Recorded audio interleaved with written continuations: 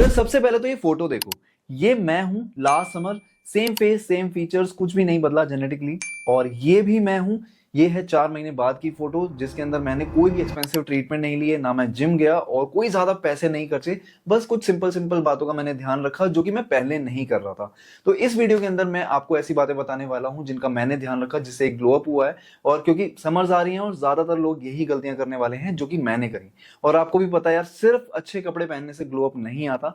तो इस वीडियो को एंड तक जरूर देखना, जिससे आपको क्लियर हो जाएगा एक ग्लो अप अच्छे से कैसे आता है आपके फेस पे, और उसके लिए ज्यादा पैसे खर्च करने की जरूरत नहीं है।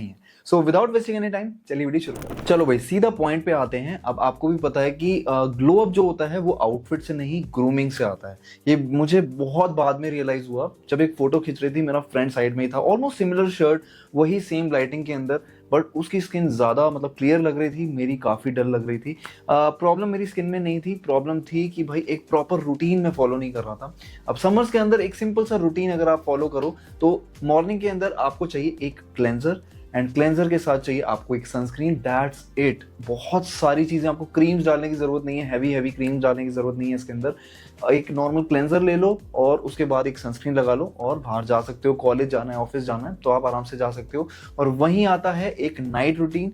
नाइट रूटीन के अंदर वही सेम क्लेंजर आप रिपीट करो और साथ में एक लाइट सा मॉइस्चराइजर ले लो, दैट्स इट। बहुत सारी चीजें अगर आप करोगे ना तो उलझ जाओगे। अगर आप एक बिगिनर हो, अपनी स्किन को फिक्स करना चाहते हो, तो एक सिंपल से रूटीन से शुरुआत कर सकते हो। एक और गलती मैं क्या कर रहा था कि मैं स्किन को बार बार वॉश करता था। ऑयली स्किन, अगर आप बार बार लगातार उस ऑयल को खत्म करने के लिए बार बार फेस वॉश करते हो, तो क्या होता है कि आपकी स्किन और ज्यादा ऑयल प्रोड्यूस करना चालू कर देती है, उसको कंपनसेट करने के लिए, क्योंकि उसको लगता है कि ऑयल कम हो रहा है आपके फेस पे, और ज्यादा ऑयल ज्यादा जनरेट करने लग जाती है। आपको सिर्फ और सिर्फ 2 बार, लिटरली 2 बार फेस वॉश करना है, एक मॉर्निंग में एक नाइट में, दैट्स इट। अब काफी भाई बोलेंगे कि यार समर्स के अंदर ना स्किन पे ऐसा लगने लगता है दिन के टाइम कि आपने खुद से ही ऑयल लगा लिया फेस पे। अब 3 चीजें जो मुझे काफी ज्यादा काम आई, क्योंकि ऑयली स्किन और समर्स भाई बहुत काम खराब कर देती हैं स्किन का। तो फर्स्ट ऑफ ऑल, एक अल्कोहल फ्री टोनर, जिससे आपके पोर्स थोड़े से श्रिंक होंगे और ऑयल कम जनरेट होगा आपके फेस पे।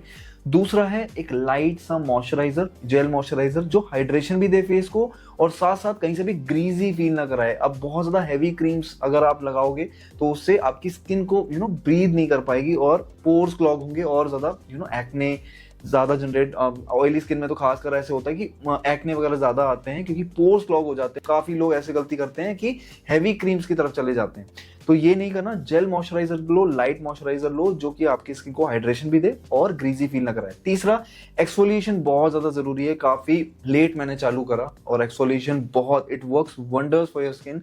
आपकी स्किन पे जो डेड स्किन आ जाती है उसको हटा के नई स्किन को ऊपर लाता है, जिससे आपकी स्किन पे चार चांद लग जाते हैं, चार चांद लग जाते हैं और आपकी स्किन ज्यादा ब्राइट लगती है। और यहीं पे मुझे रियलाइज हुआ कि मैं गलत सनस्क्रीन यूज कर रहा हूँ। तो भाई सनस्क्रीन और मेरा रिलेशन ये था कि भाई मैं जब सनस्क्रीन लगा के निकलता था तो थोड़े टाइम बाद ना वही चिपचिपी वाली फीलिंग और ग्रीजीनेस आपके फेस को पता लगती है, और उसके बाद जब शाम को वापस लौटो तो ऐसा लगता है कि कोई मास्क अपने फेस पे लगा रखा है और उसको हटाना है। तो इवेंचुअली मैंने भाई बिल्कुल लगाना छोड़ दिया।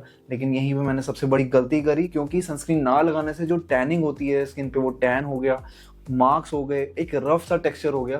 तभी मैं एक डर्मैट से मिला और उन्होंने मुझे बताया कि भाई कभी भी प्रॉब्लम एक सनस्क्रीन की थी ही नहीं, गलत सनस्क्रीन लगाने की वजह से ये सब हुआ। और मैंने वो सनस्क्रीन लगाना ही छोड़ दिया और उसके बाद जो कॉन्सिक्वेंसेस हुए वो अलग थे। तो फाइनली मैंने स्विच किया Reequil ultra matte dry touch sunscreen. बिल्कुल लाइट वेट है और ऑयली स्किन के लिए ही बना हुआ है और काफ़ी ज़्यादा मेरी स्किन को सूट करा। बिल्कुल चिपचिप फील नहीं होती कहीं से भी, काफ़ी ज़्यादा लाइट वेट है। और एक ऑयली स्किन को ना हैवी सनस्क्रीन्स नहीं चाहिए। जितना ज़्यादा आप हैवी सनस्क्रीन्स लगाओगे उतनी ज़्यादा स्किन, आपको पता है कि भाई जितनी हैवी लगाओगे उतने ज़्यादा पोर्स क्लॉग होंगे और ज़्यादा स्किन ग्रीजी लगने लग जाती है। लेकिन एक मैट फिनिश वाली जो सनस्क्रीन है, एक मैट फिनिश देती है जिससे स्किन पे ऑयल नहीं आता। एक मैट फिनिश, आपको समझ आ रहा है कि मैट फिनिश क्या है और एक ड्यूई फिनिश क्या है। जैसे ड्राई स्किन को एक ड्यूई फिनिश वाली सनस्क्रीन चाहिए होती है और ऑयली स्किन वालों को एक मैट फिनिश वाली चाहिए होती है। एक मैट फिनिश देती है तो स्किन ज्यादा ना ऐसे ऑयली नहीं लगती। तो तो ये सबसे बड़ी गलती थी। अब लोग मोस्टली गलती क्या करते हैं ना कि या तो वो स्टेप ही स्किप कर देते हैं, वो भी गलत है, या तो यूज करने के बाद छोड़ देते हैं सनस्क्रीन लगाना, तो दोनों ही गलत हैं। क्योंकि जितनी भी आप एफर्ट्स लगा रहे हो, जितने प्रोडक्ट्स आप यूज कर रहे हो, क्लेंजर हो गया, मॉइस्चराइजर हो गया, वो सारे वेस्ट हैं अगर आप एक सनस्क्रीन नहीं लगा रहे हो। तो सनस्क्रीन आज ही लगाना स्टार्ट करो। तो भाई समर्स में ना आपके बालों के सबसे बड़ा दुश्मन होते हैं हैवी प्रोडक्ट्स। तो वही वैक्स या फिर स्प्रेज या पाउडर्स, ऐसी चीजें अवॉइड करके आप कुछ नेचुरल अपने बालों को सेट करने के लिए लगा सकते हो। जैसा है ये एलोवेरा जेल, तो आप इसकी तरफ जा सकते हो। मतलब बहुत सस्ते से भी आते हैं, लेकिन ये बायो ऑर्गेनिक का है तो मुझे काफ़ी सही लगता है। 300 350 का आएगा, लेकिन क्वालिटी बहुत एक नेक्स्ट लेवल क्वालिटी है इसकी।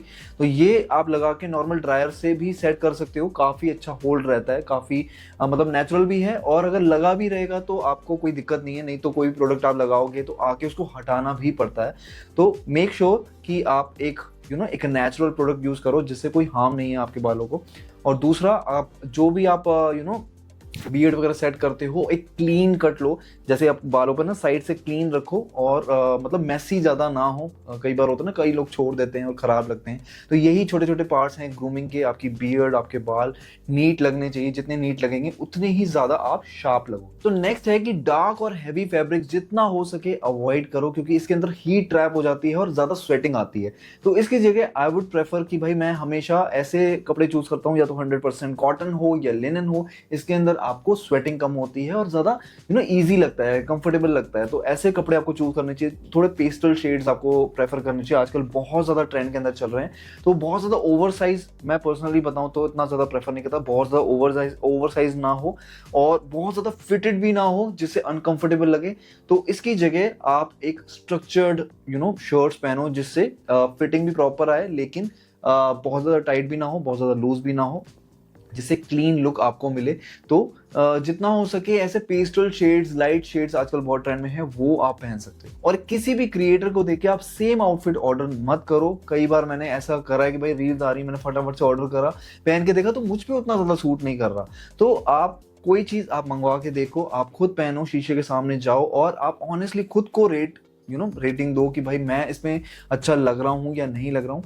आपके मन से आवाज आएगी कि यार हाँ ये चीज मुझ पे सूट कर रही है या नहीं। ऐसे करके आप ट्राई करके देखो, तो उससे आपका खुद का एक फैशन सेंस जनरेट होगा। आपको खुद समझ आएगा कि मेरे पे क्या चीजें सूट कर रही है। Last but not the least, कई लोग गर्मी में गलती क्या करते हैं कि हैवी फ्रेग्रेंस लगा लेते हैं, जैसे स्पाइसी नोट्स होते हैं, बूजी नोट्स होते हैं जिनके, और एक वार्मथ मिलती है जिससे आप अगर स्वेटिंग वगैरह हो रही है तो ऐसी फ्रेग्रेंस कहीं ना कहीं आपको सफोकेटेड फील कराती है। तो इसकी जगह समर्स के अंदर आपको लाइटर नोट्स की तरफ जाना चाहिए। सिट्रसी हो गए, लेमन वाले नोट्स हो गए, सिट्रसी नोट्स हो गए, एक्वेटिक हो गया, जैसे ये है एक एक्वेटिक नोट वाली परफ्यूम है, और मरीन नोट्स, ऐसे लाइटर नोट्स, थोड़े फ्रूटी, एक रिफ्रेशिंग फील कराएं जो। तो ऐसी फ्रेग्रेंस आपको यूज करनी चाहिए। और दूसरा, इसको लॉन्ग लास्टिंग करने के लिए हमेशा आपको अपने पर्स पॉइंट्स पर लगाना है। नेक जहाँ पे आपको स्वेटिंग होती है, स्किन पतली होती है, आपके आपकी inner wrist, inner elbows, mid of the chest, यहाँ पे स्वेटिंग होती है, स्किन पतली होती है। तो लॉन्ग लास्टिंग रखने के लिए आपको यहाँ पे हमेशा आपको परफ्यूम लगानी है। और कभी भी आपको ऐसे डैब नहीं करना, ऐसे इसके जो होते हैं ना छोटे छोटे पार्टिकल्स, वो टूट जाते हैं, उसको बस ऐसे डैब करना है, इसको रब नहीं करना बिल्कुल भी। तो इस तरीके से आप इसको लॉन्ग लास्टिंग बना सकते हैं। तो भाई मैं काफी टाइम तक यही सोच रहा था कि प्रॉब्लम ना कहीं प्रोडक्ट्स के साथ है, लेकिन कहीं ना कहीं कंसिस्टेंसी भी बहुत ज्यादा मैटर करती है। तो अगर जो टिप्स मैंने आज आपको बताई हैं, इनके साथ कंसिस्टेंटली आप एक महीना एटलीस्ट करके देखो, और उसके बाद खुद आप रिजल्ट देखना, खुद आप डिफरेंस देखना, और मुझे कमेंट सेक्शन में आप खुद बताओगे कि भाई कितना मेजर डिफरेंस आया है आपके पूरे ओवरऑल ग्लो अप में, क्या ट्रांसफॉर्मेशन आई है। तो कमेंट्स में जरूर बताना। तो जितने भी चीजें मैंने इसके अंदर रेकमेंड करी हैं, वो उनके लिंक्स आपको मिल जाएंगे डिस्क्रिप्शन के अंदर। फिलहाल के लिए thank you so much for watching, और अगर वीडियो अच्छी लगी हो सो डू कंसिडर सब्सक्राइबिंग।